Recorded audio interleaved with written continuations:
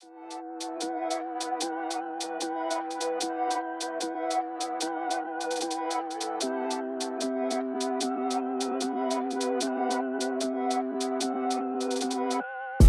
video is brought to you by Cracks Only.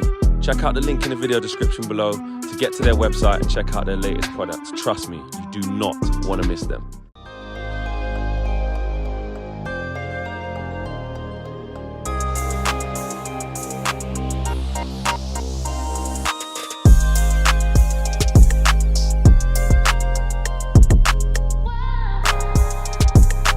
What's going on, guys? Good morning. Welcome back to United View. Hope everyone is doing very well. Welcome back to another edition of the Transfer View. Happy Friday, the 19th of January. How is everybody doing? Is it cold enough for you where you are? Certainly it is once again this morning. By the way, in the chat, once again, fingers crossed. You know what the internet situation has been the last couple of days. I got my new hub, but yeah, still one of those ones. I was once again on the phone for a long time yesterday. A long time. And hopefully we have a resolution by Monday at 9 o'clock. So, you know, once again, let's hope, guys, yeah? Let's hope. Fingers crossed, yeah? I want to see fingers crossed in the chat, along with all the other emojis. But hope everyone's doing well. Hope everyone's doing good. Click a like on the like button. Be sure to subscribe, bottom right-hand corner. As you just saw, whilst people are filing in and getting their comments already in the chat, this show is brought to you by Cracks Only. You saw it in the video there. You saw KG and Flex wearing the hats, wearing the shirts, wearing all of the apparel you can think of. Hoodies. They're a big and upcoming and emerging US sportswear brand, or just not even sportswear, just any kind of wear that you really want. As I mentioned, you got your hats, you got your t-shirts, you got your hoodies, you got your shorts, you got your compression socks. And hey, you want to be part of the next big thing. You want to be part of an emerging brand. You want to be wearing an emerging brand. Lots of people in LA, I have heard, particularly MLS players, soccer players, have been wearing the apparel. And if you want to get involved in all of that, you can do so. Links in the video description. Why wait? Why wait? And big up to them for bringing you today's show. But yes, we've got plenty to get into today. We're going to be talking a little bit about Roy Keane, one of Manchester United's most famous captains, one of the most iconic captains in Manchester United history, slamming the current occupant of the armband for the Red Devils, that is Bruno Fernandes, talking about his performances and his leadership skills. We'll be chatting about that. We'll be bringing you all the quotes, as always.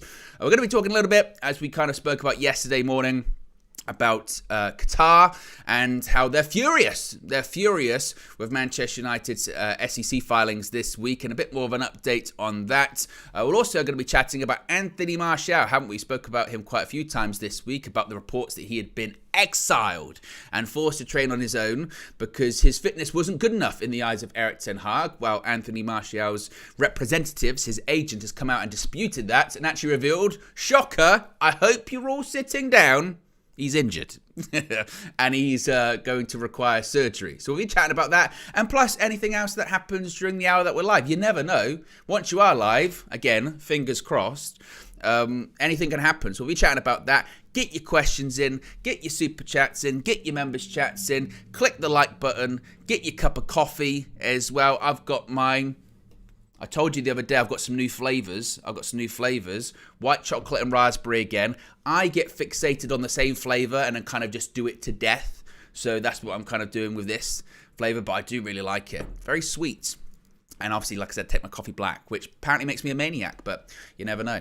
Let's see what people are saying in the chat at the moment. Richie says, got your internet sorted, Owen? Let's not jinx anything right yet. Let's not do that. Lil Yo-Yo says, white chocolate coffee, I would recommend. Beanies. Now that is something that I hope we get done in the future. Oh, unbelievable. What else are people saying here in the chat here at the moment? Julian says the hubbing though. I don't even want to know. I don't even want to jinx it at all. I don't want to jinx it. No, don't want to jinx it. But Tana says morning. What else are people saying here as well? Crafty Skills says Roy Keane knows how it is to be a United captain as well. So we've got plenty to get into. Let's get into, and also actually, Captain Caveman says, good show last night. Yes! What the Devil, the podcast, the collaboration between United View and United District, launched yesterday. It was an excellent show. Big up to Dylan, Keane, Marcel and Rich inside UVHQ. We are going to be bringing you a clip of that this morning as well, because you might be like, Owen, what are you talking about? What new show? Well, of course, if you go onto the channel right now, you'll be able to see it. What the Devil podcast, episode 1. And there's going to be more segments, more guests, etc. coming every single week, every single Thursday. Really excited about that. Lots of people had some really nice comments about it, and lots of people seem to really enjoy it. But if you missed it, I'm going to bring you a clip this morning that hopefully will whet your appetite, and you'll go, oh, I tell you what, I better check that out. Actually, I missed that last night. I'm gonna check it out. So we'll be showing you that this morning as well. So like I said, there's so much to get into. Let's start off with this Roy Keane stuff about Bruno Fernandes. So Roy Keane's been talking, and Roy Keane, he doesn't tend to sort of sugarcoat it when it comes to criticism, saying it how it is, or really just giving his opinion on things. And this is what he said about the Manchester United captain, Bruno Fernandes. He said this on the Stick to Football podcast. That's the one with sort of Gary Neville and who else is on there? Jamie Carragher, Ian Wright, Jill Scott's on there as well. I mean, it's actually a very good watch. I'd recommend it. And he has said about Bruno Fernandes, if you watch him, Fernandes, at international level, he does the same thing with floating around. It can't be all the coaches and managers. There is a player out there, if he's doing all that stuff and still producing magic, you almost forgive him. He continued on by saying, but if you're in a struggling team and you're doing all that stuff, that's where it stands out. And you go, you're killing us, you're costing us. I reckon if you look back at his career, he's done it in every team. It's a trait. It's not as if he's an experienced player, leopards and spots. He'd get away with it if Manchester United were winning more matches and he was producing his bits of magic, which he has done before. It looks like they're all hanging in there. Last year, we gave them praise when they won the cup final, but then they lost another final, the FA Cup, getting well beat by Manchester City.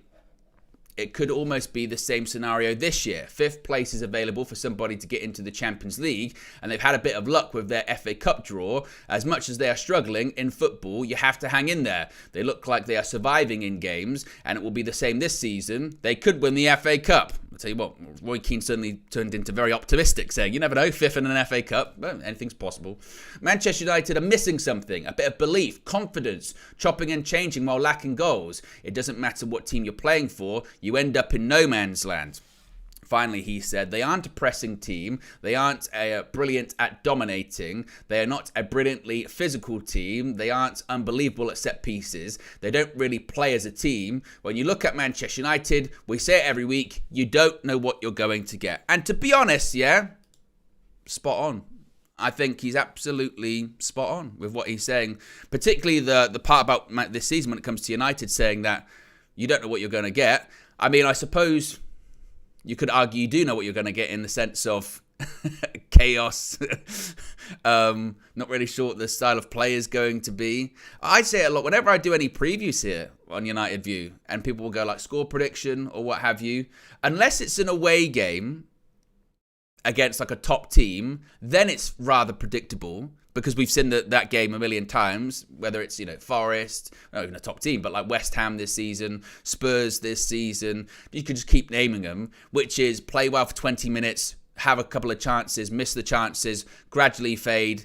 Around the sort of 60 to 70th minute, they score a first. It's very quickly followed by a second, and we end up losing 2-0 or 3-0 or something like that. That tends to be the sort of away performance for Manchester United. And I think he's bang on when he says that United are hanging in there. That's what it feels like this season. And I had spoken about it, several months ago when I was going, it's not all bad. My hope was that United were hanging in there and eventually they'd get better, but it feels like they're regressing. And it does feel like United are just hanging in there in matches and in the season. It feels like even when we win a game, it's just like, whew, thank God. Right, let's move on to the next one. Or if we don't lose a game, we get a point. Or even if we win, we're going, rough, good, right. Let's get to the next one. Hopefully players will be back by then. And then we can go from there. It feels like you're surviving every single game. And he's right too when he talks about this team what do they actually do in terms of, like, again, you know, you can look at certain teams, you go, well, they dominate possession, or they play on the counter-attack, or they're very physical, or, you know, whatever, however you want to look at it, they're very direct. What is Manchester United's style? How would you describe them? Would you describe them as possession? Would you describe them as counter-attack? Would you describe them as physical? How would you describe them? And I don't know how to answer that. We played on the counter-attack against Spurs and against other clubs like City in that this season. We've played on the counter-attack because we've been forced to. But in other games where we do have to try and sort of dominate, we struggle to break anyone down. We don't really know what to do. We kind of lack ideas. And particularly when it pertains to the stuff about Bruno, I don't think he's a million miles off the mark about him.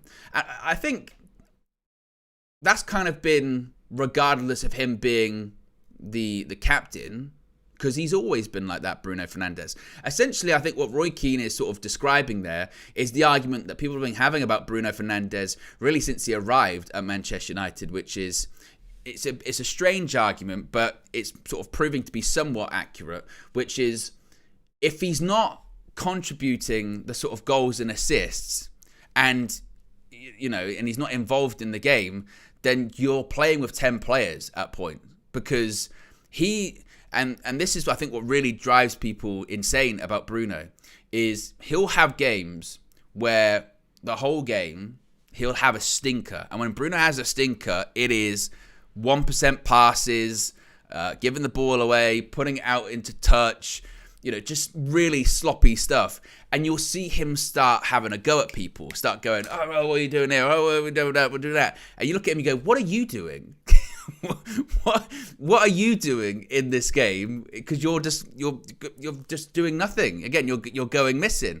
And people look at that and they go, well, is that the kind of leadership you should have in the team? Now, on the flip side of it, because it's important to see both sides of it, Bruno is such an enigma because, for instance, against Spurs, the first goal we score, it comes from Bruno Fernandes, and he has that ability. He has that ability to, you know, even when he's playing terrible, just find a pass. You go, oh my God, there you go, Bruno Fernandes. Or he has the ability just to go, oh, Bruno scores. Oh, I can't believe it. I mean, against Fulham this season, you know, again, another game which wasn't pretty to watch. You don't know what you're going to get. Last minute, scores a goal. What was it, like edge of the box, or nearly just, you know, close to the edge of the box? Puts it in the bottom corner. You go, well, clutch moment. Bruno showed up. But for the majority of that game, if you would go, how is Bruno Fernandes playing today? You'd go, not playing very well, to be honest with you. He is incredibly erratic. And I think what Roy Keane is sort of suggesting there is that at a time which you need consistency, at a time which you need stability, that sort of erratic style of player almost doesn't help you. It doesn't. And he has changed. Bruno has changed since he's arrived at United. I mean, you look at his first couple of seasons at United and the numbers he was putting on the board. And look, he still puts pretty good numbers on the board, because I'm sure people will show me in the chat when they talk about chances created, because isn't there the stat that since Bruno's arrived in the Premier League, nobody's created more chances than him, and even this season he has created chances or what have you. But it's also on the eye test, isn't it? Because again, when he first came in, he was scoring so many goals because he was essentially playing as like a striker. I mean, he was a 10, but he was like a shadow striker. He was so high up the pitch and everything kind of went through him. Now he plays a bit deeper. He's still playing as a number 10, but it's a much deeper number 10. Sometimes even deeper as an 8. And sometimes he starts getting really, really deep in the pitch and starts trying to do those sort of cross-field passes and all that kind of stuff. And like I said, it's just frustrating. It's so frustrating. Like, I'm looking at the Spurs game, for example. And again, I know that for the first goal, he created the chance that led to the goal. So I'm not disputing that. But then, particularly in the second half, where Spurs dominating possession, dominating the ball, we get the ball back, and then we do the 1% passes, like I always say. You know, he does this at least maybe once or twice a game. He will do this, where someone will fire him the ball, and he kind of does like the no-look, try and big switch over the top. Now, it doesn't always come off. It doesn't always come off. It does it, and you go, why? Why are you doing that? And again, as a captain, why are you doing that? And I remember, and I'm really hoping we get to chat to Ajax and the guys from We Talk Ajax soon, because one of the big conversations before Erik ten Hag came in was about Bruno Fernandes, wasn't it? And was about, can he adapt? Can he have that, discipline? Can he have that discipline to play under Erik ten Hag? And can he have that discipline to not do those 1% passes and not constantly try and thread the ball through the eye of the needle? Can he play it simple? Can he keep the ball? Can he just keep it on a sort of retention cycle? And they would say, of course he can. And a couple of years in, I think that's still debatable, isn't it? Is he as erratic as he was a couple of years ago? I don't know.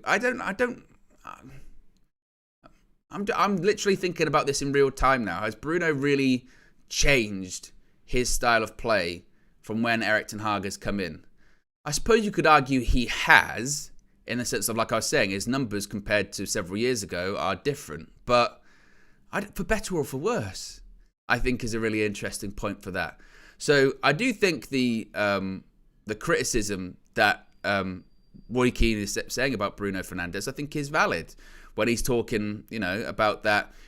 If you're producing, football's a funny game, isn't it? Because you can be that kind of floating around sort of player and sometimes be involved, sometimes not be involved. But as Roy Keane says, if you're scoring goals, it doesn't matter to an extent. But there will be those people that will be like, that's a warning sign.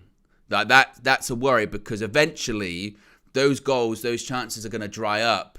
And then when that does happen, that will become a detriment to the team. That will be a problem. And that's essentially what's kind of started to happen. Now, it's not all Bruno's fault. And this is the discussion that you get into as well. Whenever you talk about one player individually, you start getting into the sort of whataboutisms, because people go, what about Rashford? What about, any position? What about Onana? What about Anthony? What about Højlund? What about whoever? They'll go into, and that's not to say that all of them, it's only Bruno Fernandes that's doing badly. That's not the topic of conversation here. But in a time which you are struggling, your team's not doing well, you do sort of expect leadership. And Bruno does express leadership, but in the case of, you talk to anyone around the club, they go, he's absolutely the right person to be the captain. He's one of the most vocal people, one of the most unifying people. But then when you see it on a match day and you see him getting animated, and particularly when you're not playing well, and he's not playing well. It's one thing for Bruno to be all over the pitch, scoring 2 goals, getting 2 assists, and then, chewing people out because they're not doing enough. You go, well, fair enough. But when you yourself are not pulling your own weight and doing well, and then you're screaming at, Alejandro Garnacho, then you start going, well, what are we doing here? So it's an interesting one. I'm really interested to know what you guys think about it. I'll check in the chat right now. A couple of super chats, then I'll go to the live chat. Amanor says, Owen, I feel betrayed by Qatar, emotionally speaking. We're going to talk about Qatar in just a bit. Kristen's been a member for 19 months. Look at that. Saying, can we discuss the disgrace of Marcel and Rich with their United knowledge last night? Bloody Main Road, Rich. I tell you what, yeah. If you want to know what Kristen's talking about, go and check out the first episode of the What Does the Devil podcast, because there's got to be some level of forfeit involved in that, because oh my God. I get it. Pressure, spotlight, when you're asked rapid fire questions, sometimes the brain ain't firing at the time recording as well. You don't really know all that kind of stuff, but man, Marcel and Rich, they were, that was one of my big takeaways. I was like, whoo, yes, it was a struggle. Ash also has been a member for 18 months, says, could we flip the script and say not knowing what you will get with United is a good thing? Are they so good that they have an agile, erratic style? I tell you what, Ash, you're looking in a very positive way. But I think back to one of Ralph Rangnick's comments as well, when he was in the interim charge. And he was talking about how you look at like City and you look at Liverpool and you look at these other clubs that have been successful, And he was saying sort of the main headline is, how does the club want to play? How are we going to play football? And sort of everything then trickles down from there, from the CEO to the sporting director of football, to the manager, to the head of recruitment, to the players. Everything trickles down. And when that headline at United is a question mark, then it kind of just sums everything up. I mean, United in a nutshell, not even just in terms of on the pitch, but also off it. You have no idea what you're going to get. From a day-to-day basis, who knows what this day will bring with United? You know, I do a show every weekday and stuff at the weekend as well. And you have no idea what you're going to get from Man United on a daily basis. And that's not a good thing. You know, if you like soap operas, if you're a fan of EastEnders or Corrie, then maybe that is a fact. You go, I tell you what, it's like a train wreck. You can't look away. You know, it's the on the what's happening on the side of the road principle. You know, you're like that all the time. You go, I can't believe what Man United are doing. But everything, you just have no idea what you're going to get. And that leads to chaos, certainly. Let's see what people are saying in the chat here at the moment. I saw Rich in the chat. He says, LOL, I have a defence. We had just been talking about Main Road off camera. And the pressure is getting worse. He also says, plus, I got all of Marcel's questions correct. I was bamboozled and hoodwinked. I even forgot the Trinity. Sounds sort of a lot of excuses, really, doesn't it, Rich? I mean, you know, if you want to send me a voice note, I can play it this morning to defend yourself, but it's kind of looking, you know, kind of looking a bit bad, isn't it, Rich? To be honest, not really good. King says Bruno doesn't have a position. He's not disciplined to stay in the centre and dictate the game where he'd be more effective, do his job. He's also first to crack when things go wrong in the United game. Wow. Already, I tell you what, Rich is fast. Rich is fast on the trigger this morning because he's already sent me a voice note, I think. Let's have a look. Oh, it's deleted. Oh, he's cracked. so I got a buzz on my watch because it said Rich voice note. I thought, well, there you go. There you go. Rich is... Then he deleted straight away. He panicked again. Rich, if you've not learned anything from yesterday, you got to handle the pressure. You got to handle the pressure. Rich's head's gone already. Oh. Just like my internet, yeah? What is Rich sending? Intermittent signals is what he sent this morning. Very mixed signals in terms of the excuses. I don't know. We shall wait. How many likes are we currently at the moment as well? We're currently at 111 likes. We've got 806 people watching. It's still relatively early, so anything is possible. So if you haven't already, click the like button. Be sure to subscribe as well, bottom right-hand corner. You know what to do. We are closing in on 160,000. So yes, if you haven't already, be sure to click the like button. Be sure to subscribe, bottom right-hand corner. Oh, here we go. Right. Rich has sent this voice note. Let's see what he says. No, I had to redo it because I realised you were playing in the background. Obviously, I forgot to move my laptop. Look, I have no defence, okay? I'm a disgrace, I'm a cheat, and I should have done better. But, I said, as I just said, I had no defence, but I do have a defence. I got every single one of Marcel's questions right when I was watching him do his one. And I was like, oh, this is going to be easy. Then Dylan goes and gives me some ridiculously hard questions. Well, actually, to be fair, some of them weren't very hard. It's just the pressure, I can't lie. You know, I'm sorry. You know, to the UV family, I'm sorry, forgive me. I will do better next time. I can't believe it. Disgrace. Cheat. I tell you what, Rich. Rich had the nerve, and then he couldn't even hold on to his own excuse. He went... I had some hard questions. Well, I didn't.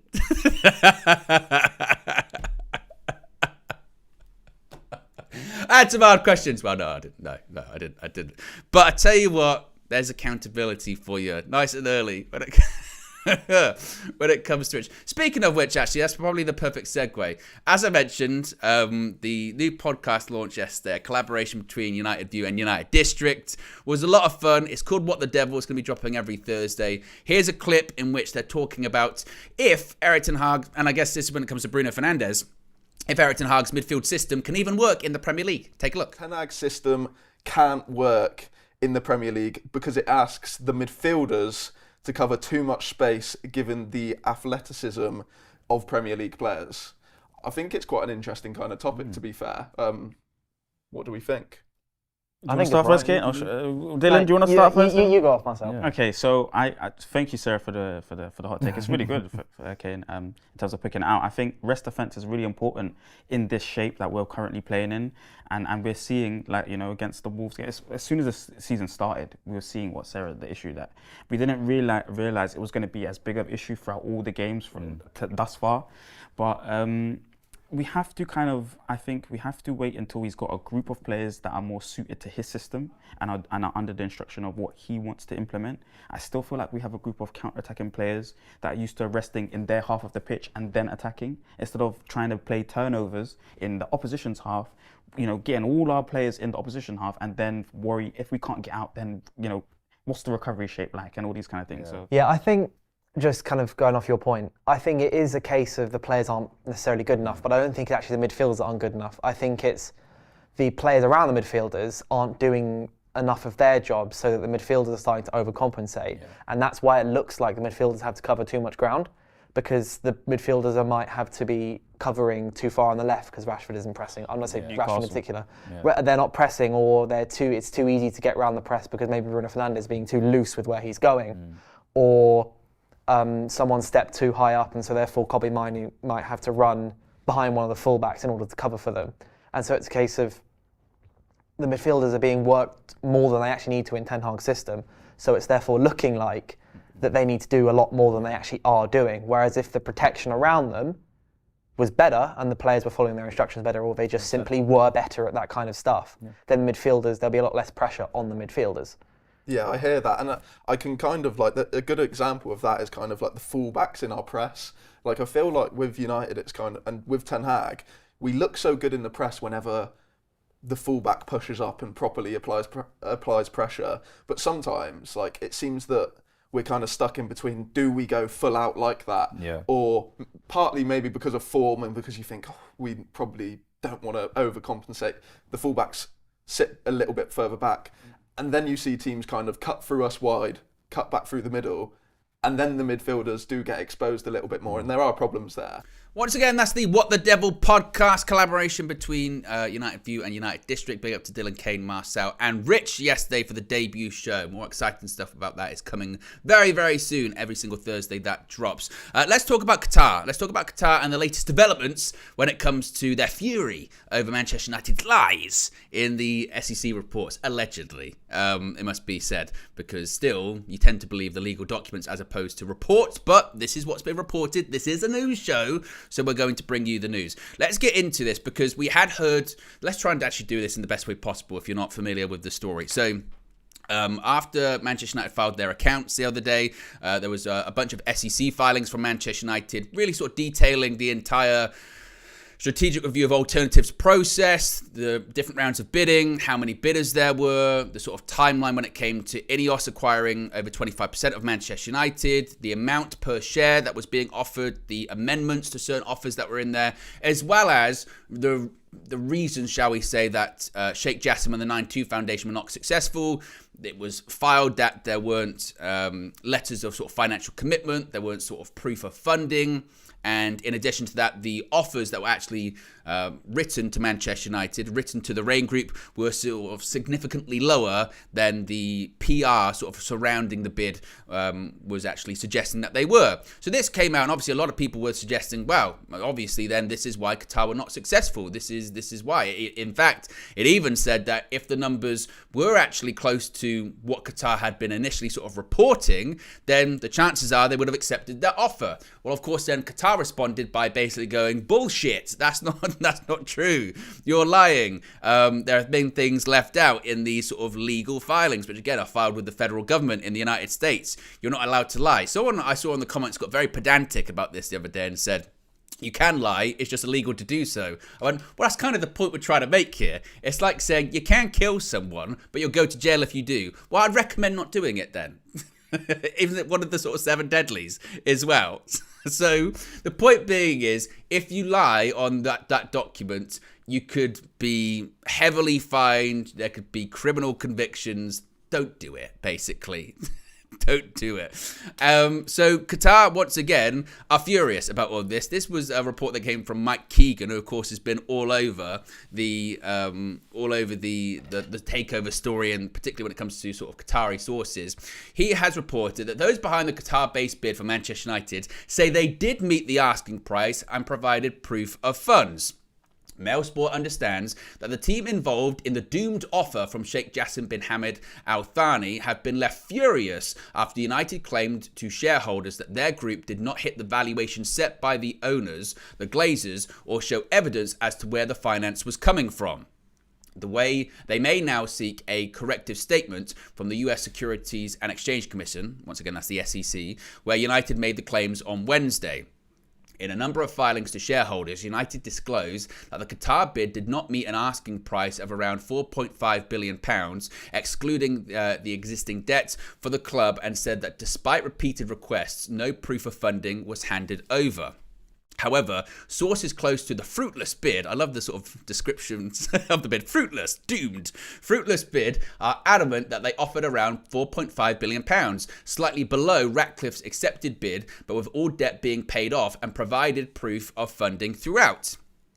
Talks have taken place over a response and the prospect of issuing a demand to the SEC to issue a corrective statement. United declined to comment, but are thought to be confident in the detail published in the documents. But those involved in the ultimately failed bid, which was for a full takeover, have been left incensed by what they believe are cleverly worded statements which, when put together, present a misleading story. United's filing said that bidder A, which is Sheikh Jassim, repeatedly failed to submit customary financing commitment letters. However, insiders have countered that, saying that among various pieces of financial information handed over by Sheikh Jassim's team was a separate bank guarantee from the chief executive of Qatar National Bank. Essentially, they're saying this is our proof of funding. They are also frustrated that, while mention in the papers is made of the £237 million planned investment from Sir Jim Ratcliffe's group, who eventually secured a deal to buy around 25% of the club, shareholders are not told of Sheikh Jassim's promise to provide an immediate infrastructure injection of around £1 billion. So they're sort of suggesting that, whilst they've included that Ratcliffe has got this planned commitment to investing in all of these different projects at United, they should have put in there that, in addition to that, Sheikh Jassim also planned an infrastructure injection of around £1 billion, suggesting that maybe the shareholders have been misled by not having this being filed in the SEC filings. Finally, in October, the Sheikh Jassim Group withdrew from the process, leaving Ratcliffe as the only serious contender. The documents say a final bid from the Qatari camp of around £4 billion was rejected. However, those involved insist that is inaccurate, and the final figure was much higher. So look, this is quite interesting because lots of people are sort of perceiving it many a different ways, aren't they? The suggestion is that the Qatar are saying that some of the stuff that's been put in there is not true. They're saying that the final bid they placed was much higher and it was actually closer to the asking price, or in fact it did meet the asking price and it was still rejected. They're also saying that certain details about their bid have not been included, i.e. the sort of planned infrastructure amount, and that's misleading to shareholders and that doesn't tell the full story. The way that I kind of see it is this. First of all, this whole strategic review of alternatives, I mentioned it the other day, like I guess any great saga or movie, just when you think it's done, there's the post-credit scene. That's where we're like right now. This is the post-credit scene, this is the epilogue, or whatever you want to describe it as, this is where it's at. In addition to that, it's done. Ineos are through the door, Ineos won, Sir Jim Ratcliffe won, Sheikh Jassim did not. They lost.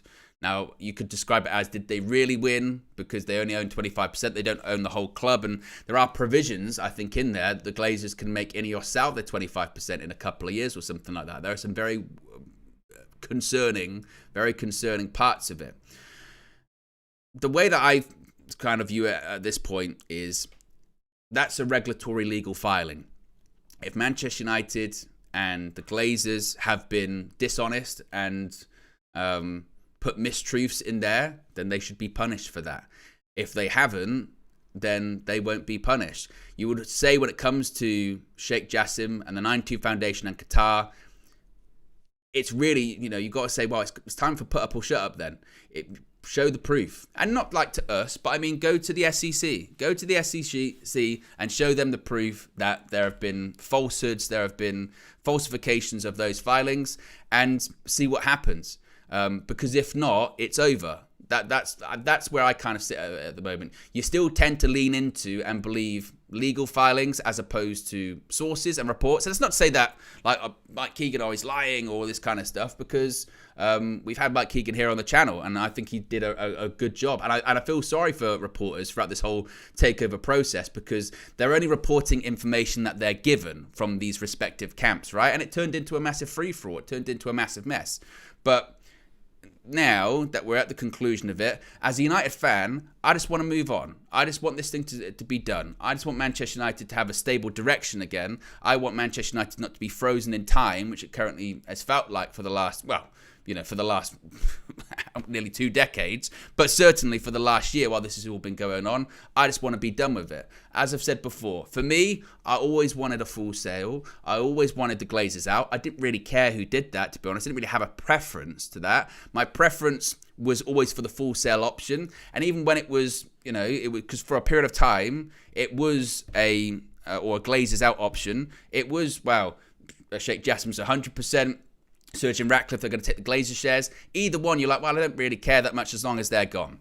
We didn't get that. The hope is that one day we'll get there. That's the hope. I still lean into, when it comes to the Qatar stuff, like, if you really desperately wanted it and you've got the money, then why didn't you pay that? And I understand that they're sort of saying, well, it's a principle thing, it's a pride thing. Maybe the Glazers never wanted to sell and all that. I don't know. But it does certainly feel like there could have been a situation where they could have made them an offer they couldn't refuse, and clearly they didn't. And, like I said, it's over. And I'm not sitting here being like, oh, let's just forget about it in terms of like the Glazers are still here. Like I mentioned this the other day when Jim Ratcliffe was at Old Trafford and he was doing the sort of informal press conference with all of the media there, and he's talking to all of these fan groups, and people are getting excited. And look, that's fine to get excited about it. It's great. But at the same time, the Glazers are still here. And I don't know what's more concerning, to be honest with you. Is it more concerning that, that they still own the majority, but prior to Ineos, and we just don't hear from them, but we know that they don't give a shit? Or a situation like now, where you've got someone who is talking to a lot of people and is quite visible, but they're still lurking in the background. So you're sort of more inclined to focus on what's in front of you and forget what's sort of washing around back here when it comes to the Glazers. And I think that we do have to keep that constantly in mind. They are still here. They are still involved. Yes, the Ineos are involved in football operations, but the Glazers still have their fingers in all of this pie. And also, they're still going to be involved in a lot of big decisions as well. That's the important thing to remember too. So that's not to sort of brush over it when I say I want to move on, but when it comes to their sort of fury over this, then it's a time of put up and shut up. Prove it. Go to the SEC. Prove that they lied. And then if they did lie, then they deserve to have the book thrown at them. If not, time to move on, to be honest with you.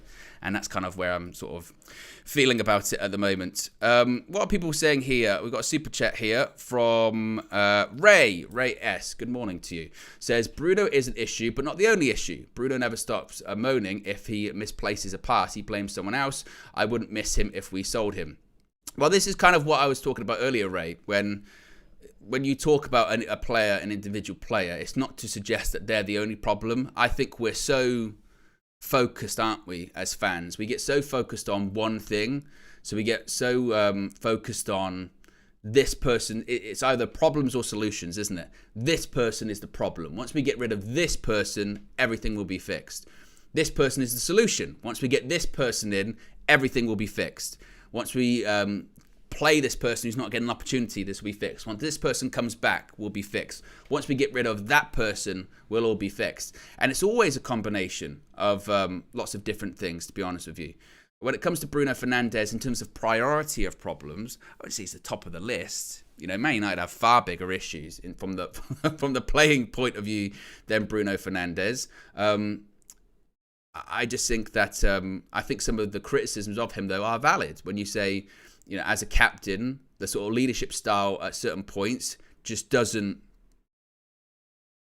work. I think in games, particularly this season, when you are struggling, the last thing you need is sort of an erratic Bruno trying 1% passes or just smashing the ball out of play, or you know you do a half decent build up play and then he just smashes it over the bar.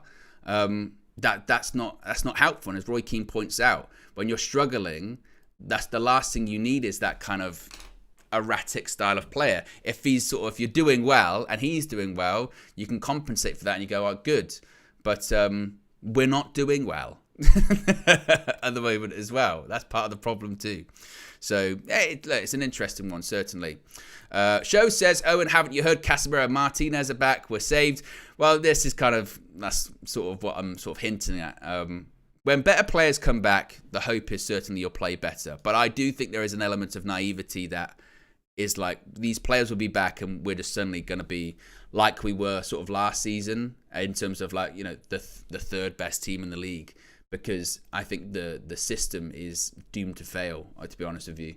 I saw something that Danny Murphy was talking about. It was on 5. It was on the show that Flex does with Danny Murphy and Anton Ferdinand. And he was sort of looking at that midfield and just saying that Erik ten Hag has to change that midfield, not in terms of personnel, but the system. And you're now into that territory of doing the same thing over and over and over again, expecting different results. Because the gaps have always been there. We've tried, you know, we talk about so often this season about how many different centre-back partnerships we've tried. We've tried near enough every single sort of midfield combination you can think of. We actually have quite a lot of midfielders under contract. And every single one of them, when they've played in there, it's been the same issue, which is the gaps are massive. Casemiro coming in, he ain't going to bridge those gaps. You know, it might be a little bit better because he's a good player, obviously.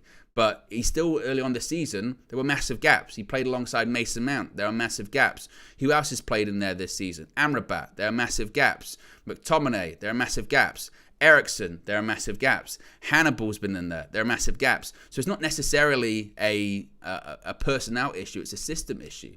And I think if Erik ten Hag wants United to have a sort of sustained period of good results to really, I think, save his job when it comes to having a conversation at the end of the season from Ineos's point of view of, do we want to make a change? I think he has to change that midfield. I think he needs to have more bodies in there or more support in there because it's not working. It's not been working all season, irrespective of who's been in and who's been out. From the very first game of the season against Wolves, everyone went, wow, that midfield is struggling. To the last game against Spurs, everyone went, that midfield is struggling. That has been a constant throughout the entire season, absolute entire season. And until Erik ten Hag, I think, sort of swallows his pride a little bit, because he's a very stubborn man and a very stubborn coach, then I don't see United this season having a sort of sustained period of success, to be honest with you. You could, and then we get back into sort of solutions, as Rich says here. Thoughts on Bruno, Kobbie Mainoo and Casemiro midfield combo? Will it succeed? Because people will go, well, we haven't seen that. We saw it in... I told you guys. Fingers crossed. I said you got to get the fingers crossed. Oh, I tell you. I told you fingers crossed. Monday, 9 a.m. That's what they said it's going to be fixed by. We did well, though. 46 minutes. That's pretty good going. That's not bad going, is it? Apologies. I saw someone in the chat. They said to me, Owen, why are you still with Virgin Media? Unfortunately, I'm kind of stuck. The area that I'm in, you genuinely don't have, like, you can't get another provider. Because when I moved into the place that I'm at now, I tried to get another provider. And they were like, oh, you'd have to put this line in. It would take like 2 months. 2 months. So I'm kind of stuck. But I've been sort of reassured. That's the word I'm looking for. Reassured that it's going to be fixed by Monday. If not, well, resignation. Resignation. Yes, but I am back. But I was talking about, thankfully it wasn't that long. That's the annoying thing as well. It's not even that long, is it? It's like, how long was that? Like what, 20 seconds, 30 seconds, something like that?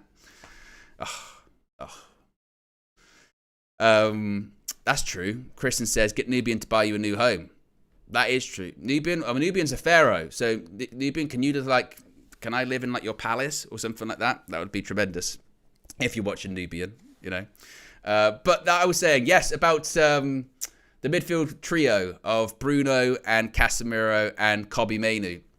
Can that work?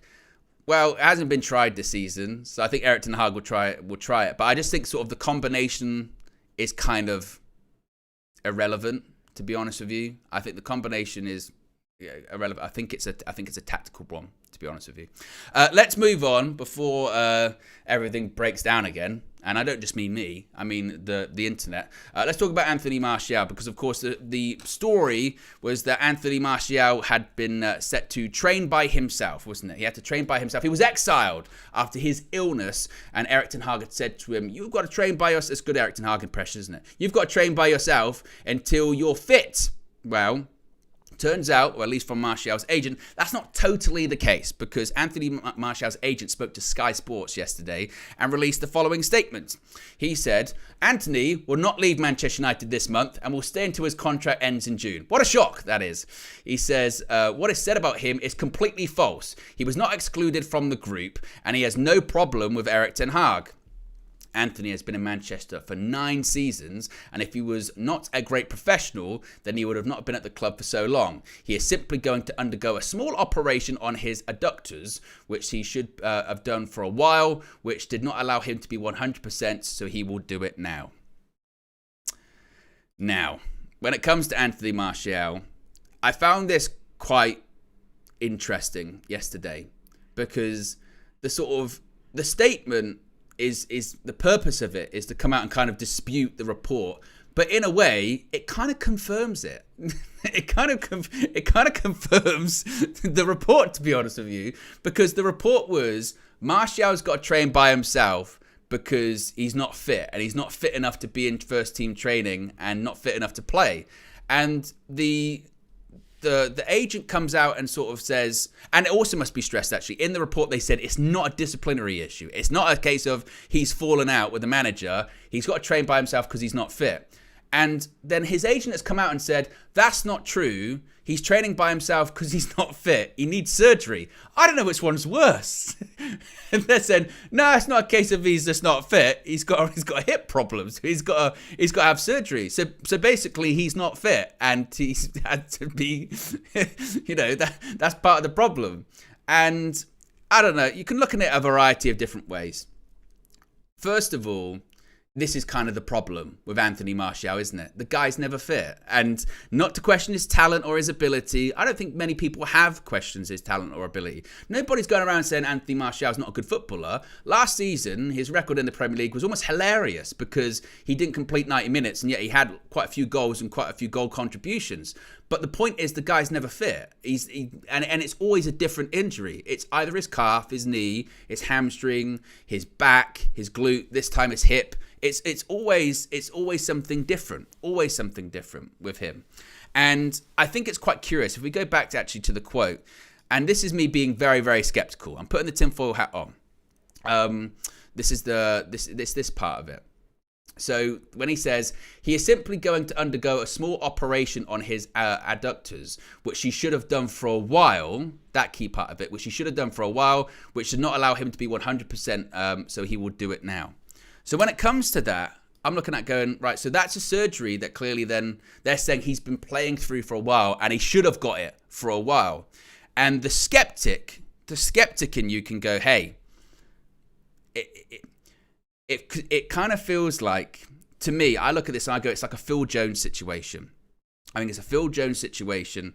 Remember when Phil Jones, he had that contract and one transfer window, it might have been a couple of years ago, I think it was a January window, and he was being linked with a move away.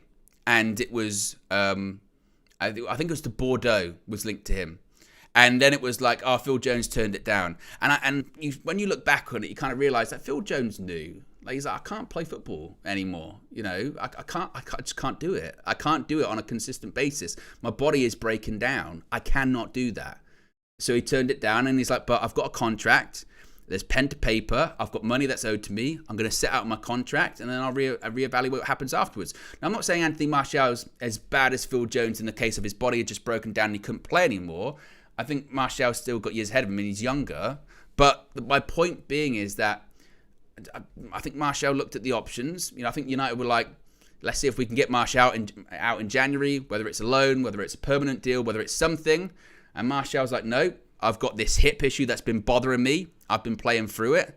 I'm going to get surgery. And if I get surgery on it, I'm not going to, clearly he's not going to get a move. So he's not going anywhere. I mean, look at the first thing his agent says. He's not going anywhere in January. If that's not a message in itself, I don't know what is. I mean, it's clearly cards on the table, isn't it? Of Martial's not going anywhere.